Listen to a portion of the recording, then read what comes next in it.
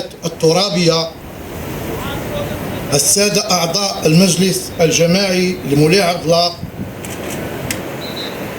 السادة رؤساء المصالح اللاممركزة، الشرفاء الأمغاريون، السادة رجال الإعلام والصحافة، الحضور الكريم، دائما نجدد العهد في كل سنة وفي يوم مبارك يوم الجمعة في أرض مباركة، أرض الصالحين، أرض الشرفاء، أرض المجاهدين، أو أقول أرض العلماء. يسعدني أصالة عن نفسي ونيابة عن كافة أعضاء المجلس الجماعي لمولاي عبد الله أن أرحب بالجميع عن انطلاق الموسم السنوي لمولاي عبد الله أمغار في نسخته 2023، وإننا لمسرورون غاية السرور، ويغمرنا يمنا وحبورا لهذه النسخة التي تعتبر من أكبر المواسم على الصعيد الوطني، إذ تتزين برعاية جلالة الملك محمد السادس نصره الله وأيده، وتلك إشارة قوية من القائد الباني على أهمية هذا الموسم كموروث ثقافي ضارب في عمق التاريخ ومتجذر في الذاكرة الوطنية المشتركة، بل أكثر من ذلك كونه يكتسي رمزية كبرى في التراث اللامادي الوطني. اللهم أكرمنا بنور الفهم وزل عنا ظلمات الوهم وأوضح لنا ما أشكل حتى يفهم، إنك تعلم ولا نعلم وأنت علام الغيوب. السيد عامل إقليم الجديدة، السادة الحضور كل باسمه وجميل اسمه في هذه الجلسة الربانية المباركة، في هذه البقعة المباركة.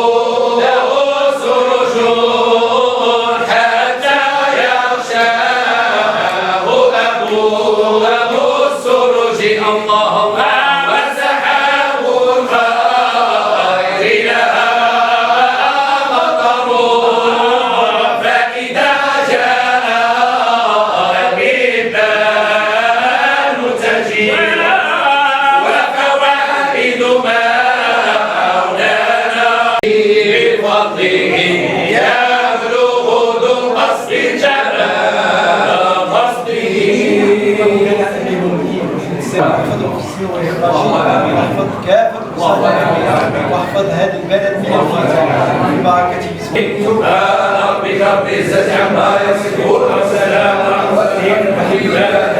نعرفوا التراث ديالو، نعرفوا الاجيال، وكان اللي كيجي ديالو ما عارفه. وشكرا لكم على الكلمة وتحية لكم. شكرا.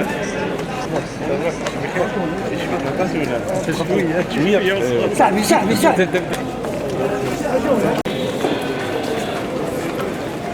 اهلا بك.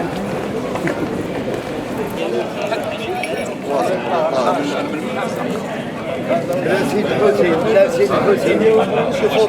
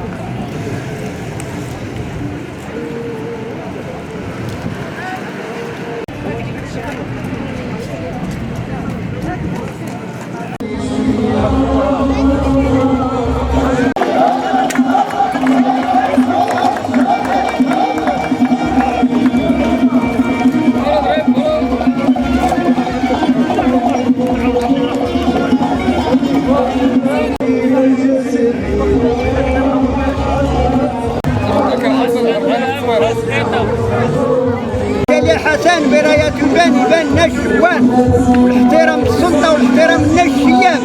هادو الوليدات كانوا النوايل يجمعوا القبيل ويعلمونا الادب والدنيا. يا وليدي لا شدوا